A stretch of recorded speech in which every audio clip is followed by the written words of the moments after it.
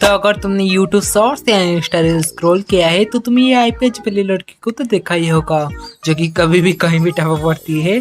इससे तो मैंने पहले वो अनादर वाली लड़की समझ लिया था, फिर थोड़ा खोलताड़ करने के बाद मुझे पता चला ये एक अलग एनिमे से बिलोंग करती है जिसका नाम है love चिनिबो and others.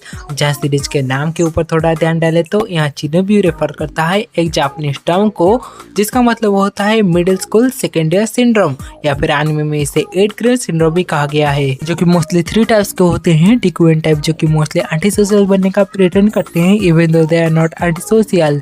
Next sub cultural type जो कि खुद को कूल समझते हैं और इनमें माइनस सिंड्रोम ही देखा जाता है। इविल टाइप वाले प्रेटेंड करते हैं कि उनके पास कुछ मिस्टिकल पावर्स है और वो खुद का एक अलग वर्ल्ड क्रिएट कर देते हैं। खैर, मेरे इतने ज्ञान देने के बाद तुम्हें मोटा मोटी चिनिबो का मतलब समझ आ गया होगा। तो हमारी कहानी का मेन लीड युता भी इविल टाइप चिनिबो सिंड्रोम का शिकार था, जो कि जिस तरह से अपने चिनिबो सेट को छोड़ देता है जब वो हाई स्कूल में आता है। लेकिन तभी वो रिका नाम के एक लड़के से मिलता है जो कि एक चिनिबो गर्ल है।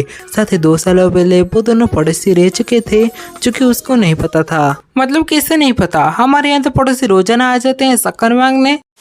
फिर ये दोनों अपने कुछ दोस्तों के साथ मिलकर अपना स्कूल में क्लब भी बनाते हैं। बाकी तो तुम्हें पता ही होगा हाई स्कूल रोमांस एनिमे में क्या सब होता है।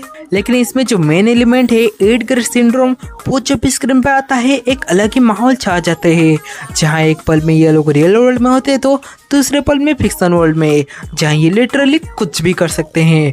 कभी स्वॉर्ड फाइट तो कभी डायरेक्ट मेगा जोड़ी समन कर देते हैं। अगर तुम फिर भी ना समझ पाए तो तुम्हें स्पाई फैमिली का एक एपिसोड याद ही होगा, जहाँ डेमिन और उसके साथी पहाड़ से गिर रहे हैं तो कभी फ्रीजा के अटैक को रोक रहे हैं। या फिर रियल लाइफ का पोकेमोन गो गेम तो तुम्हें याद ही होगा, जहाँ रियल वर्ल्ड में एक बंजर जमीन होती है तो गेम वर्ल्ड में एक सुंदर बाग होता है। और इन्हीं सारे एलिमेंट्स को ये slice of life anime 12 episode में पोर्ट्रे करता है, जिसको कि क्यूट एनिमेशन एनिमेट किया है, जिन्होंने साइलेंट वॉइस, वायलेंट एवरगार्डन, क्लैनेट और घियोका जैसे कई शोज का एनिमेट किया है।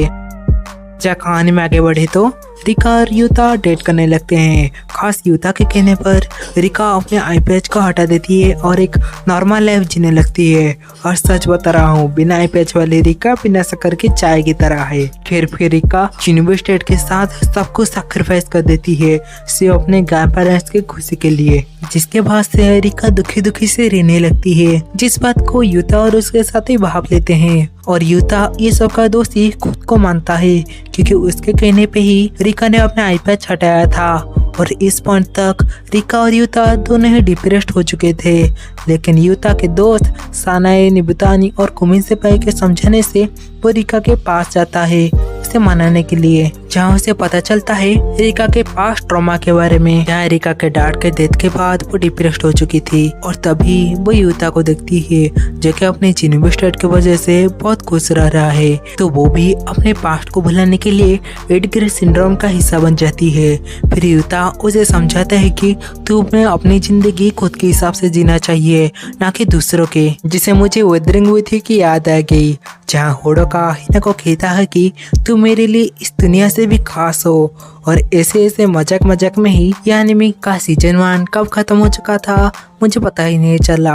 बाकी इसकी मूवी और सीजन 2 देखना बाकी है, जहाँ इनके नए कारनामे हमें देखने को मिलेंगे। और at last reality variant, synopsis break, punishment, this world.